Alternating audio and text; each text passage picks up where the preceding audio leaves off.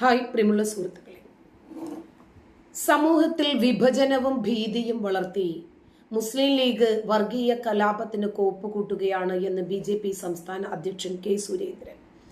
മുനമ്പം വഖഫ് ഭൂമിയാണ് എന്ന് ഒരു വിഭാഗം നേതാക്കൾ പരസ്യമായി പ്രഖ്യാപിച്ചത് സംസ്ഥാനത്തിന്റെ സമാധാന അന്തരീക്ഷം തകർക്കാൻ ലക്ഷ്യമിട്ടാണെന്നും അദ്ദേഹം പറഞ്ഞു. പ്രതിപക്ഷ നേതാവിന്റെ അഭിപ്രായം ലീഗിന്റെ ഉന്നത നേതാക്കൾ തന്നെ പരസ്യമായി തള്ളിക്കളഞ്ഞിരിക്കുകയാണ്. VD സതീശനും UDFും മുനമ്പത്തുകാരെ വഞ്ചിക്കുകയാണ്. മുസ്ലിം ലീഗിലെ PFI ലോബിയാണ് UDFിലെ കാര്യങ്ങൾ തീരുമാനിക്കുന്നത്.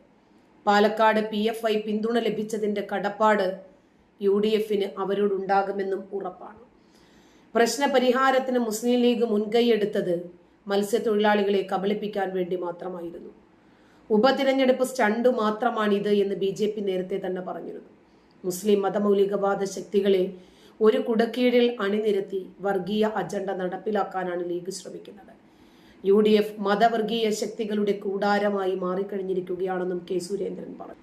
എന്നാൽ ഇതുമായി കൂട്ടിവായിക്കേണ്ടുന്ന മറ്റൊരു വിവാദ പ്രസ്താവന ഇന്ന് സംഭവിച്ചു. ലവ് ജിഹാദിനെതിരെ ഹിന്ദുക്കൾക്കൊപ്പം ക്രിസ്ത്യാനികളും കൈകോർക്കണമെന്ന് തെലങ്കാനയിലെ വിവാദ BJP MLA T Raja Singh ജിഹാദികളുടെയും അവരുടെ നിയമസഭാ അംഗങ്ങളുടെയും എണ്ണം വർദ്ധിച്ചാൽ അടുത്ത 20-30 വർഷത്തിനുള്ളിൽ ഒരു ഹിന്ദു പ്രധാനമന്ത്രി ഇന്ത്യയിൽ ഉണ്ടാകില്ലെന്നും ഗോവയിലെ കുർച്ചോറമിൽ ബജ്രംഗ് ദൾ റാലിയെ അഭിസംബോധന ചെയ്തുകൊണ്ട് അദ്ദേഹം പറഞ്ഞു. ലവ് ജിഹാദികൾ ഒരിക്കലും ഹിന്ദുക്കളെ മാത്രമല്ല ലക്ഷ്യമിടുന്നത്. ഗോവയിലെ ക്രിസ്ത്യൻ സഹോദരന്മാരോട് എനിക്ക് പറയാനുള്ളത് പൂർണ്ണമായി വ്യക്തമാക്കുന്നില്ലെങ്കിലും നിങ്ങൾ കേരള സ്റ്റോറി എന്ന സിനിമ കാണണമെന്നാണ്. മുസ്ലിം പുരുഷന്മാർ മറ്റു മതത്തിലെ സ്ത്രീകളെ വിവാഹത്തിലേക്ക് ആകർഷിക്കുന്നതിലേക്കായി ലവ് ജിഹാദ് നടത്തുന്നത് നിങ്ങളൊന്ന് കാണണമെന്നാണ് പറയാനുള്ളതെന്നും അദ്ദേഹം പറഞ്ഞു. ലവ് ജിഹാദിന്റെ പേരിൽ ഹിന്ദു ക്രിസ്ത്യൻ മതത്തിൽപ്പെട്ട പെൺകുട്ടികളെ എങ്ങനെ വശീകരിക്കുന്നു എന്നാണ് കേരള സ്റ്റോറി എന്ന സിനിമ കാണിക്കുന്നതെന്നും ലവ് ജിഹാദിനെതിരെ പോരാടാൻ ക്രിസ്ത്യൻസ് ഹിന്ദുക്കൾക്കൊപ്പം കൈകോർക്കണമെന്നും അദ്ദേഹം പറഞ്ഞു. ഹിന്ദുക്കൾ നിങ്ങൾക്കായി വാതിൽ തുറന്നിട്ടിരിക്കുകയാണെന്നും ഒന്നിച്ചാൽ നമ്മുടെ ശക്തി വർദ്ധിക്കുമെന്നും അദ്ദേഹം കൂട്ടിച്ചേർത്തു. ഇന്ത്യയിലെ ജനസംഖ്യാ വർധനവ് പരിശോധിച്ചാൽ അടുത്ത 10 മുതൽ 20 വർഷത്തിനുള്ളിൽ രാമനവമി, ഹനുമാൻ ജയന്തി തുടങ്ങിയ ഉത്സവങ്ങൾക്ക് ഘോഷയാത്രകൾ സംഘടിപ്പിക്കാൻ ഹിന്ദുക്കൾക്ക് കഴിയില്ലെന്നും രാജാ സിംഗ് പറഞ്ഞു. ജിഹാദികളുടെ ജനസംഖ്യ വർദ്ധിക്കുകയും അവരുടെ MLA-മാരുടെയും MP-മാരുടെയും എണ്ണം കൂടുകയും ചെയ്താൽ അടുത്ത 20-25 വർഷത്തിനുള്ളിൽ ഇവിടെ ഉണ്ടാവുക മുസ്ലിം പ്രധാനമന്ത്രിയായിരിക്കും. കുടുംബാസൂത്രണം തുടർന്നാൽ 25-30 വർഷത്തിനുള്ളിൽ പാകിസ്ഥാനിലെ ഹിന്ദുക്കളുടെ അവസ്ഥയായിരിക്കും ഇവിടുത്തെ ഹിന്ദുക്കൾക്കുമെന്നും MLA കൂട്ടിച്ചേർത്തു. അയൽ രാജ്യത്ത് ഹിന്ദുക്കൾ കൊല്ലപ്പെടുകയും അവരുടെ കടകൾ കൊള്ളയടിക്കുകയും ചെയ്യുന്നു എന്നാരോപിച്ച് അദ്ദേഹം ബംഗ്ലാദേശിനെ കുറിച്ചും പരാമർശിച്ചു.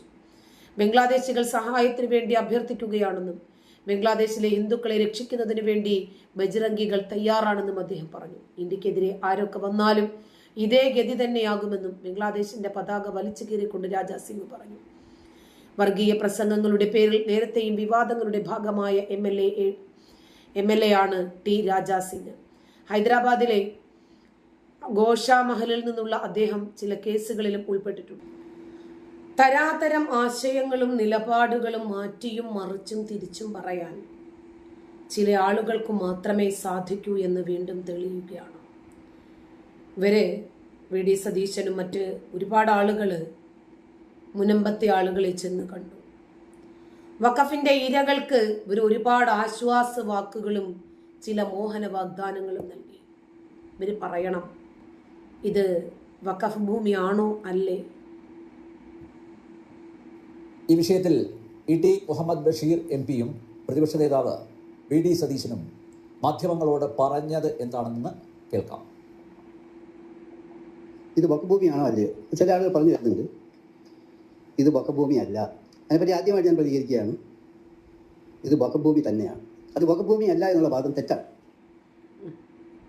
നമ്മൾ നിയമപരമായ കാര്യങ്ങൾ പരിശോധിച്ച് ഈ പ്രശ്നത്തിന് ഒരു ശാശ്വത പരിഹാരം ഉണ്ടാക്കി കേരളത്തിൽ ഒരു ഭിന്നിപ്പുണ്ടാക്കാതിരിക്കാൻ വേണ്ടിയിട്ടാണ് നമ്മൾ ശ്രമിച്ചത്. അതാണ് നമ്മൾ നിലപാട്. നമുക്ക് പ്രത്യേകിച്ച് വാശിയൊന്നും കാര്യത്തിലില്ല. ഇന്ത്യൻ യൂണിയൻ മുസ്ലിം ലീഗും ഇന്ത്യൻ നാഷണൽ കോൺഗ്രസ് ഇക്കാര്യത്തിൽ ഒരുമിച്ച് തീരുമാനിച്ച് UDF ഒറ്റക്കെട്ടായിട്ടാണ് ഞങ്ങൾ മുന്നോട്ട് പോകുന്നത്. ശ്രീ RV ബാബു, UDFിലെ 2 പ്രധാന കക്ഷികളാണ് കോൺഗ്രസും മുസ്ലിം ലീഗും.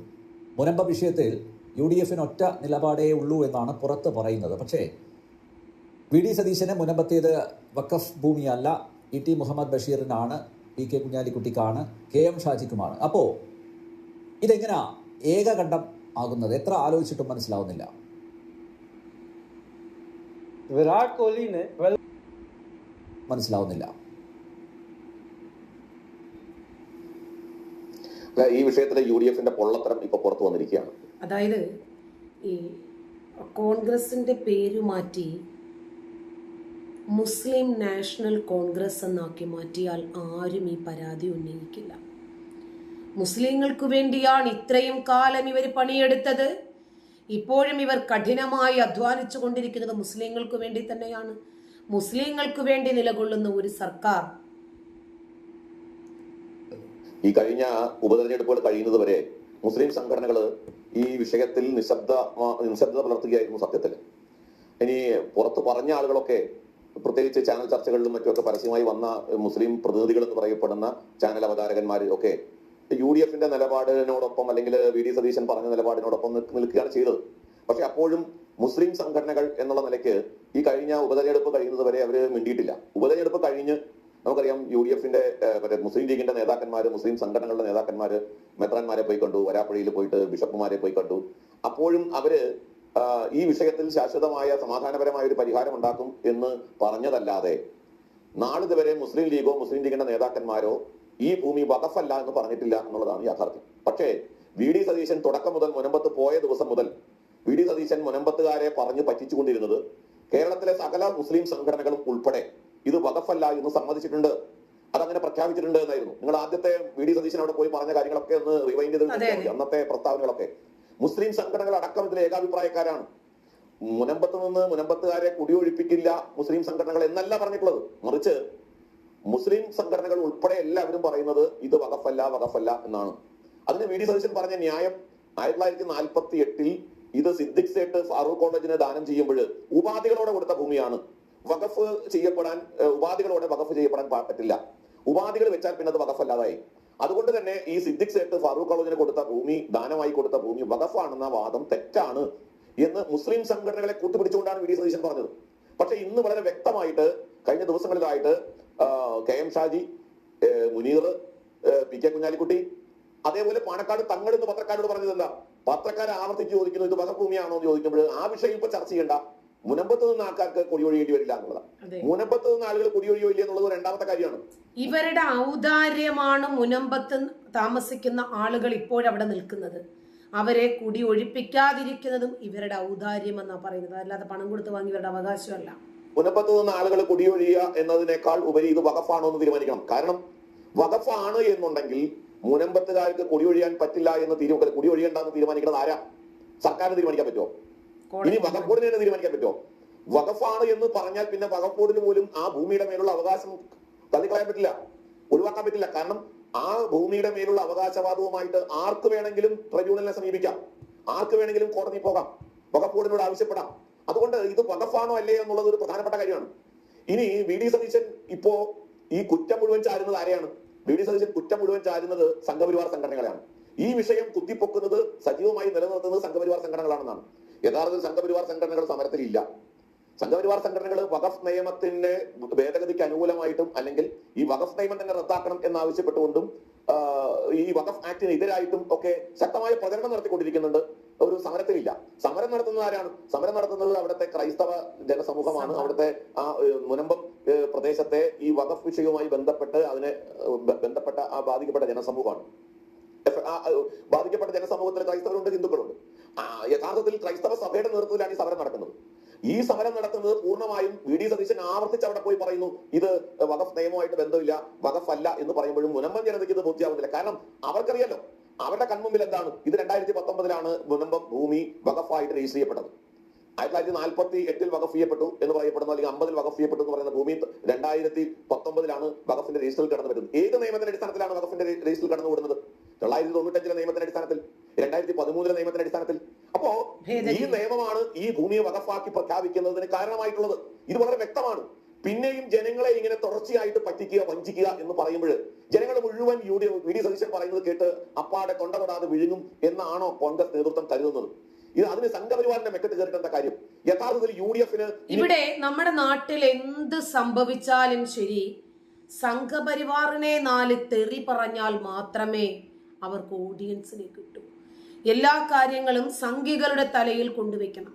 ഇപ്പൊ മുനമ്പത്തുകാരുടെ വിഷയം ഇത്രയും ഹൈലൈറ്റ് ചെയ്ത് ഈ വിഷയം ജനങ്ങളുടെ മുന്നിലെത്തിച്ചത് മുഖ്യധാരാ മാധ്യമങ്ങൾ പോലും ചർച്ചയ്ക്ക് നിർബന്ധിതരായതിന് പിന്നിൽ ജനം TV പോലെയുള്ള ചാനലുകളാണ്. ഷെക്കൈന അവർക്ക് ശരിക്കും ഈ വിഷയം കത്തിച്ചു തന്നെ നിർത്തി.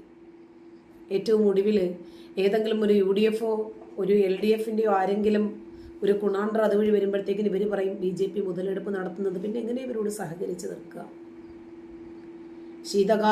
ശീതകാല സമ്മേളനത്തില് ഈ വഖഫ് ബില്ല് പാസ്സാക്കേണ്ടതായിരുന്നില്ലേ?